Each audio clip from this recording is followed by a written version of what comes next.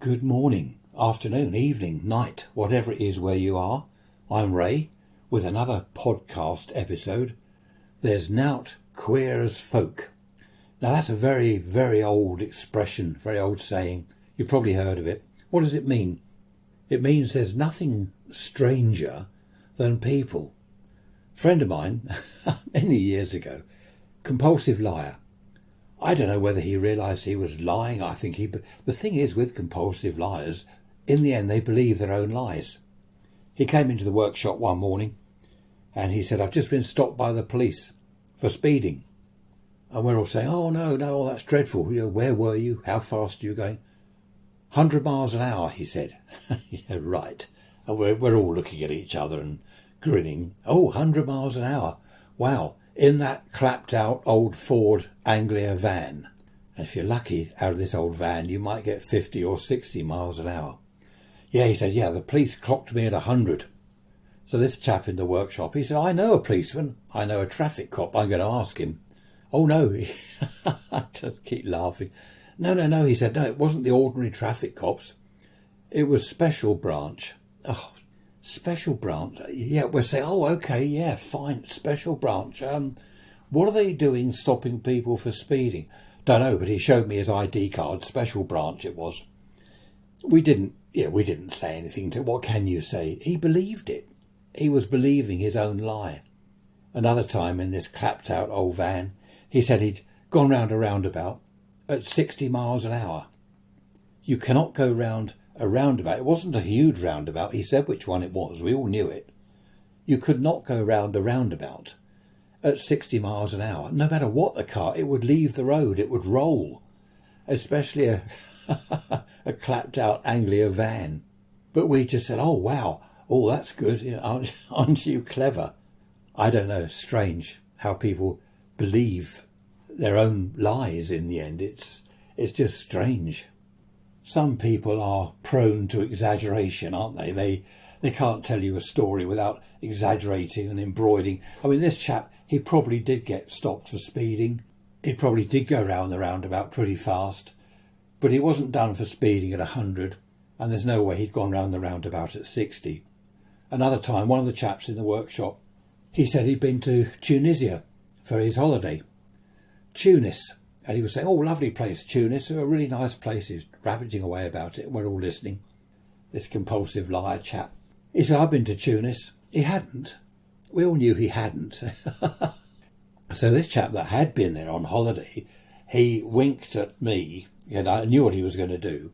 So he said, oh, you must have, what was it he called it now? Oh, that's right, the Foxy Coffee Cafe, I think it was. He said, oh, you must have been to the Foxy Coffee Cafe. Everyone goes there. Whoever goes to Tunis, they all go there. What a place. So this compulsive liar chap, he said, of course, he said, I've been to Tunis many times. Always make a point of going there. And then someone else said, there's no such place. And the chap that had been on holiday, he said, no, I just made it up. Then we all looked at the compulsive liar and he said, no, it's not called that. What's it called? Oh, I can't remember what it's called. It's a big popular place. He said, I thought you were wrong when you mentioned the name. So he dug himself out of the hole. He was very clever at that. He then blamed the chap that had been to Tunis. He said, no, I thought you got that all wrong. He said, at least get it, if you're going to mention a place, at least get the name right. Turned it all round and dug himself out of a hole. He was very clever at that. Now, I know a chap at the moment that I speak to now and then. Whatever anyone's done, he's done it bigger and better.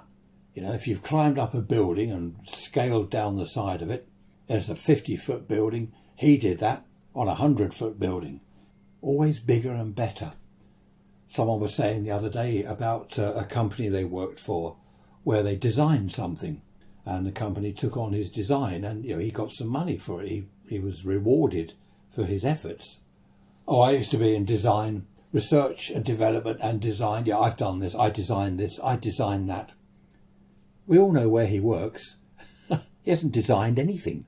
He's never been in research and development. And no matter what anyone says, yeah, I've done that. Oh, I did that decades ago. Mountaineering, oh, I walked up to the top of Everest in 5 minutes. Not quite that bad, but You know people like that, you must know people like that. Whatever you say, they've done something bigger and better. Some are prone to lying, compulsive liars. Some just exaggerate and embroider. Well, I think they just fantasise, to be honest. They just fantasise. Others are jealous or envious. I knew a chap, well, I've known him all my life, this chap, always jealous of other people. Oh, it's all right for him. He's got money. Oh, it's all right for them. They've got money. And it was always all right for me. It's all right for Ray. I don't know why it was always all right for me. I was never rich. I've never had a posh car. You know, I don't know why it was all right for me. I've never had a mansion. I've had an ordinary house, several ordinary houses. I don't know why it's all right for me. It's always all right for me. Oh, it's all right for them. All right for everyone. I don't know what his complaint was. I think what it was, people like that, they're lacking in something. You know, they're not happy with their lot. They want a big mansion. They want to be a millionaire. They want a big fat car, Rolls Royce or a Bentley. They haven't got that. They've got a Ford Fiesta or a Nissan Note. I mean, nothing wrong with a Fiesta or a Nissan Note, nice cars, but not really in the league of Bentleys and rollers. I'm sure, as I've said, they're lacking. There's something missing in their lives. I don't know what it is. I went down to our local pub one evening with a couple of my friends, and there was a new girl behind the bar. Very nice, attractive girl. I got chatting to her, and we seemed to get on quite well. The others two went and sat down, and she told me that she was just doing the bar work as part-time. She was studying for some, I don't know, office management job or something. And one of my friends, he was listening. They weren't sitting far from where I was. And he came over and he said, I'm in management. She said, oh, yeah, are you? Oh, yeah, I'm in a managerial position. All this rubbish. And she looked at me and she said, what do you do, Ray? I said, I'm a radio and TV engineer. And I said, so's he, and pointed to him. He said, oh, yeah, but I'm in managerial. And I said, no, you're not. You're on the bench like I am, mending tellies. Anyway, he walked off. He didn't like that. But what was he? I don't know. He was trying to impress the girl, I suppose. But I mean, that's not the way to do it, is it? By lying. There was another time we were in a nightclub, only a small nightclub close to where I lived. And I saw this girl standing on her own, so I went and talked to her, bought her a drink. We got chatting. And then she came over with me to where my couple of friends were. And I said, this is whatever her name was. I do remember it, but I won't say it. And this is so-and-so and so-and-so. And this friend of mine, this is the managerial chap, he said, what do you want to go out with him for? He's only got a Ford Escort. I've got a Volvo Estate. And she said, I want to go out with him, not his car. Let's shut him up. But again, you know, to say that to the girl in front of me, I'd only just met her. What do you want to go out with him for? He's only got a Ford Escort. I mean, does it matter what car you've got? As she said, you know, she's not going out with my car. She wanted to go out with me. He was lacking in something. We all knew that. I don't know what it was. I'm not sure that he lacked confidence. I don't know what it was. He was jealous of my hair. Someone told me. He said, oh, he's jealous of your hair. I don't know why. I had long, unruly, hippie type hair all over the place, and he was jealous of it. That's what someone actually told me. That's as true as I'm standing here. That's an odd expression, isn't it? Especially as I'm sitting here. Nowt, queer as folk. Someone said to me when I was quite young, there'll always be someone better off than you, and always someone worse off than you. How true that is. It is no good. I've never done this. I've never looked at other people and been envious or jealous. Envious, perhaps. Yes, you might look at it and think, oh, wow, I wish I had that car, or what a lovely house they've got. That's envy. That's okay. That's not nasty.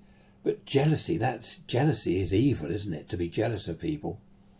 And I think what people don't realise is it does more damage to the jealous person than it does to the other person. The other person doesn't care. I must admit, over the years, when someone was continually jealous of me, it didn't upset me or bother me, but it did become, I suppose, annoying in the end. You think, oh, here we go again. Now what? Now what have I got that he hasn't? And I didn't have anything to be jealous of, as I said. I wasn't rich or anything, but he was always jealous of me. I don't know why. I've got to mention this, showing off. There was a boy at school. early 60s. His parents had some money. He had a pair of Cuban heel boots, brand new boots, and they were expensive boots. Really nice Cuban heel, beautiful boots. He came into class one morning. The teacher wasn't around yet. He came into class, sat back in his chair, leaned back, put both his feet up on his desk so we could all see his boots. Obviously, he was showing off. That's what he was doing it for. No one took the slightest bit of notice. I'd noticed this. Other people had, but we would just totally ignore it. We didn't take any notice of him. He called me over. Ray, come look at this. And in a minute, I didn't go over. I was talking to someone else. And I said, look, he's trying to get attention. And several people, he said, hey, come over here a minute. And no one went over because they knew what he was doing. If you want to show off your new boots, you don't plonk them on your desk in front of the entire class for everyone to see. Yeah, that's not the way to do it, is it? You just wait till someone notices and then perhaps lift your foot up and say, yeah, got these the other day. They're nice, aren't they? If you compare yourself with others, you may become vain or bitter. That was from Desiderata, wasn't it? Now, this boy's parents had a lot more money than anyone else's parents in the class. They had a big house. I went there. Big house, lovely place. But I didn't compare. I didn't look at them and be jealous, As I say, you become vain or bitter or both. It's no good doing that. And this chap, all right, his boots were lovely. We all wanted boots like that. Our parents couldn't afford them. And some people in the class, I remember a couple of the lads, they were really bitter. Going on moaning, it's all right for him. What's the point? And they didn't like it all day. It ruined their day, actually. A couple of the lads, it ruined their day. I wasn't bothered. I just got on with what I was doing. I think that afternoon I was playing truant anyway, so I didn't see his boots. As I said, there'll always be someone better off than you and someone worse off.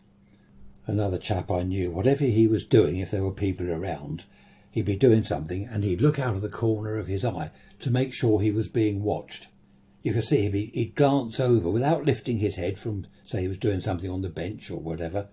He'd look over, just tilt his head slightly and look over to make sure people were watching him. Why we wanted to watch him, I don't know. So, of course, what did we do? We all deliberately made sure we were looking the other way. And he didn't like that. I don't know why he wanted us to watch him. I think that was a form of showing off. Look what I'm doing. No one was interested in what he was doing. He always did it. He was a peculiar chap. Most peculiar. He was a liar as well, compulsive liar. He used to like causing trouble. Now, this type of person is really bad. He'd start rumours. He'd say, oh, so-and-so, he's going out with her from over there, that woman, you know what I mean? Hey, say no more. What was it? Nods as good as a wink to a blind bat. Yes, he's going out with her from down the road, And it wasn't true at all. It was just done to cause trouble. And of course, this rumour would get around that he'd started, and whoever he was talking about would be in trouble. Are you going out with her? That's my girlfriend, or whatever. And he was always doing it. Of course, he was well known for it. He was infamous. And people didn't like him. I don't think these people don't realise that people don't like them because of the way they are. A liar needs to have a damn good memory. There was a chap, he'd tell us lies. We all knew he was lying. Then a week later, you'd remind him of something and he'd say, I didn't say that. Yes, you did. Last week you said so-and-so, blah, blah, blah. No, I didn't. And he was always doing this. And again, this was in the radio and TV workshop. What we started doing, whenever he was telling us anything, we'd record it on tape, little cassette tape. We'd keep the tapes of the conversation and whatever he'd said. So when he then came out with, I didn't say that, what are you talking? Of course I didn't say that. We'd just play the recording of him saying it. And we caught him out a couple of times like that. After that, he made sure there was no cassette tape recorder around. But actually playing the tape back, well, that's you, isn't it? Oh, and of course he still dug himself out of the hole. Oh, yes, I did say that. Yeah, well, I didn't mean that, though. What I meant was... And he'd go off on another one. Talking of the chap that used to start rumours, he said to my mother once, he said, Ray's going out with his girlfriend's mother. Having an affair with his girlfriend's mother. I wasn't at all. This girlfriend I had, her mother was an old hag, with all due respect to her mother, and he did it just to cause trouble. Good grief. I knew a chap, he had a briefcase. He didn't work in an office. He went off to work every morning and came back every evening carrying his briefcase. And he wore a shirt and tie. He didn't work in an office. Can't believe this. He was a shop assistant. Just a shop assistant. Ironmonger's it was. And in his briefcase, apparently, were just his sandwiches and a newspaper. And he was one of these, I'm a managerial position. He wasn't. He was a shop assistant. Chap came in the workshop once. I had just passed my Morse code exam for my amateur radio licence. And I'd been to a Coast Guard station and passed the exam. And I was telling a couple of the lads, this chap came in, he heard we were talking about Morse. Oh, Morse code, cool, I can do Morse code, yeah. Oh, I can do so many words a minute. So I said, that's interesting. Little did he know, I went and got it, I had a Morse key and an oscillator. Dee-dee-dee-dee-dee-dee-dee. And I said, I'll send you some Morse. And I sent some slow Morse. He didn't know one letter. Oh, well, I'm a bit rusty now. So I said, OK, well, what's this? And I sent one letter. Anyway, I've got to go. I can't stay. I said, no, come on, you send some Morse to me. Pushed the key over to him. No, I've got to go. Obviously, totally lying about Morse code. How about the people that... Have you heard that? Have you heard that saying or expression, throwing your toys out of the pram? I love that because it is so perfect for describing the situation. You know, the baby's in the pram, the baby's disgruntled, right, I'm not playing anymore, throws his toys out of the pram in a mood. Friction. Some people do that, don't they? Some people do that. There was a chap I knew, well, I still know him actually. He throws his toys out of the pram. If anyone, a group of us, say we're doing something, he doesn't like it, he'll say, no, we should do it this way. You know, that's not good that way. And we're all in agreement. We're going to do it this way. He throws his toys out of the pram, storms off. What's the other one? Picks up his ball and walks off. He won't play football and it's his ball. Picks up the ball and walks off. But this chap, he's always throwing his toys out of the pram. Oh, well, go on then. That's what you want to do. Go on then. And off he goes. No, it picks up his ball and goes home, isn't it? That's it. Yeah, they can't get their own way. People that can't get their own way. Now, don't get me wrong. You're probably thinking, all these people you know, they're compulsive liars. They're show-offs. They do all the... No, it's not everyone, obviously. It's not everyone I know. It's only a handful. Most people I know are absolutely lovely. I'm only saying that in case anyone I know is listening. They're all beautiful people. They never lie. They're perfect. Rather like me. There was one chap, he's passed on now, sadly. He was a character. If I'd say, I've heard the weather forecast, it's meant to be quite nice at the beginning of next week, which is good. Oh, no, nice, you must be joking. Have you not heard, coming in from Siberia, Ice Age, the big freeze, have you not heard? He would always do that. If I said, have you heard it's going to be really cold next week? No, it's not. It's going to be a heat wave. God, they're talking about barbecue weather. Oh, it's going to be so hot. Whatever you say, he's the opposite. You must have met people like that. Whatever you say, you know, if you say black is black or something, you'd say it's white or whatever the expression is. I can't remember. What is that? I can't remember. It doesn't matter. It's probably not politically correct to say that anyway. And I used to say things just to test him. I'd say, oh, I hear the government are doing so and so. No, they're not. No, they're doing the opposite. And I'd make things up. Or heard on the radio or heard on the telly the other day about that. No, that's not true. No, you heard that wrong. Everything he said was the opposite. Crazy. I mean, he was obviously lucky. He said to me, I'm having a new kitchen fitted. This is funny. He said, I'm having a new kitchen fitted in my bungalow. And I said, oh, that'd be nice. Yeah, that's nice. And I said, is everyone else in your little street of bungalows it was? I said, are they all having their new kitchens fitted? He said, no, it's only me. What do you mean? I said, well, last time I looked round there, they're doing all the kitchens because they're council houses. Yeah, but I bought my house.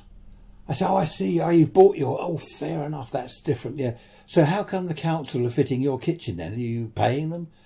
I had a word with the fitters, with the kitchen fitters. Yes, I'm paying them. And of course, it's this digging yourself deeper and deeper into a hole. He said to me once, I've bought a mutual friend of ours. He said, I've bought him a new radio. He said, he's a good lad. He's done a lot for me. I've bought him a brand new radio, amateur radio gear, this, right? £300. And I said, wow, that's nice of you. You're like a fool. I believed him. I don't know why I was gullible. I said, that's nice of you. And he said, yeah, it should turn up next week. Next week came. Has the radio turned up yet? No, not yet. And then the chap who was expecting the radio, he was saying to me, this is brilliant. I can't wait to get it. Another week went by. Where's the radio then? Oh, yeah, it went to the wrong address. It's been sent back. It's a bit of a mix-up, so they're going to have to send it out again. Oh, OK, another week. Another week went by, and another week. Where's the radio? Oh, I don't know. They've made such a mess of this order. I've had to cancel the order. They're going to give me my money back, though. Total, I won't say that word, rubbish. Absolute, complete and utter rubbish. Lies. I won't bore you too much more, but this same chap, he said to me, I've bought you a lathe. I wanted a bench lathe, a little lathe to go on top of the bench. They were £200 or £300 second hand. He said, I found a really nice one. I think he said it was 300. He said, a chap's bringing it down from Winchester. A friend of mine's going to bring it. I said, right, I'll get some money. No, I'm paying for it. I'm buying you this lathe. There's all the tools with it. There's everything with it. I missed out on my sister-in-law's barbecue. I was due to go to that. My wife said, look, your lathe's being delivered this Sunday. Right, stay at home, wait for the lathe. She went to the barbecue. I stayed in all day Sunday. I phoned him Sunday afternoon. I said, where's this chap? Oh, yeah, he should be with you soon. End of Sunday came and I phoned him and he said, oh, yeah, the chap's just phoned me. He couldn't make it. Anyway, this went on for 2 months. In the end, I said, look, shall I drive to Winchester? I said, yeah, I'll take you. We'll go and see this chap and pick up the lathe. It was a beautiful lathe. He told me all about it. Yes, you've guessed, there was no lathe. In the end, I caught him. I said, look, you're lying. And he said, oh, well, and I just cut him off. I didn't bother to speak to him for about a year. I just couldn't be bothered with it. And he rang me about a year later. He rang me and he said, right, sorry, no more bull, well, you know the word, no more messing about. He said, I miss our chats. And he said, I don't know why I do that sort of thing. I've done it all my life. He owned up, he came clean. And I said, okay, we'll chat again. But it was never the same after that, it was never the same. I think I've told you this one before, but one last one, then I'll let you get on with whatever it is you want to do. I bought a car. I think I paid about 300 for it in the early 70s. And I was telling my friends in the pub, and this chap, he said, well, what did you pay for that then? I said, come outside, have a look at it. And we went outside and he said, oh, well, yeah, it's not bad, yeah, 400, 450 tops. I wouldn't pay more than 400 for it. What did you pay then? I said 300, and that was the truth. I said, I paid 300. Oh, right. He was hoping that I paid more than it was worth. So he could say, I saw you coming then. Strange person. Anyway, on that note, what are you getting for Christmas? I hope it's not better than my presents, because I'll be jealous and I shall throw my toys out of the pram and sulk. Oh, do you know, someone said to me, I'm not going into this, someone said to me that they knew someone once. This person could sulk for 3 weeks. Can you imagine? I've never sulked in my life. I haven't got time. I can't be bothered. 3 weeks? How can anyone sulk and not speak for 3 weeks? This was a married couple. This was the husband. I mean, I don't know. I can't believe it. But it's true. There we are. Okay. As I always say, emails, I'd love to hear from you. Rude comments or otherwise, preferably rude. No, not really. Raise Rants at protonmail.com. All one word, Raise Rants, RAYSRANTS. Raise Rants at protonmail.com. Love to hear from you. I answer all emails. Is it Happy Christmas? No, it's not yet, because you're going to be hearing this. No, there's another Sunday to go before Christmas, I believe. I shall do a Christmas episode. Look out for that. Thanks for listening. Take care. Bye-bye for now.